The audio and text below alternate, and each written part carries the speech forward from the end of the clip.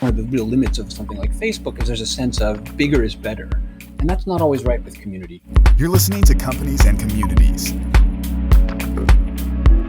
Communities can get worse as more people join them. If they're people who, have less expertise or less passion for the topic, or who are, kind of less, share less of the common interests. And so I think there's a real power in having a lot of people who have a high degree of commonality, because that can be a really, wonderful, satisfying, rich experience. And as it becomes sort of in some ways watered down, as it gets bigger, it actually can become worse. And so I think there's a real opportunity now, as big and dominant as Facebook is, for there to be niche communities that kind of super serve people with common interests and passions.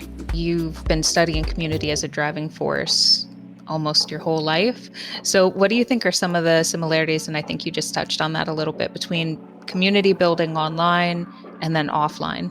So I think there's some really important differences that are opportunities, right? There are lots of people who are, maybe isolated offline, but who can find community online, right? So maybe, you're a gay kid in a rural community where there aren't a lot of people who are out, and online suddenly you can be connected, right? Or maybe as happens, you have a chronic illness and you might be the only one, that but online you're no longer alone, right? So I think there's some important differences in that, like online you can get matched in ways that are very hard sometimes offline. Anytime people are kind of in a statistical minority, and I don't mean that like literally in terms of race, but it's like, if you're people who love, a certain comic book, or you're people who love a certain cuisine, like if you have a lot of expertise and enjoy talking to those people, then like having a world for those people is really,